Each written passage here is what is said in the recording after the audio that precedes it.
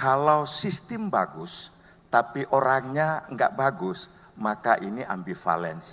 Sehingga antara sistem dan orang, kedua-duanya harus berjalan secara paralel. Bahwa pemimpin itu menjadi teladan, sama saja. Ya, yang berikut Pak Michael mungkin soal pengawasannya saja, ya. Tapi budaya malu itu penting, Pak. Saya bisa mengerti Pak Cawagup nomor 2 bisa menyampaikan seperti itu karena Cagupnya mantan gubernur. Sekarang tinggal masyarakat melihat apa? Melihat saja apakah yang kemarin itu sesuai dengan pernyataannya atau tidak. Itu aja. Itu pelajaran paling berharga.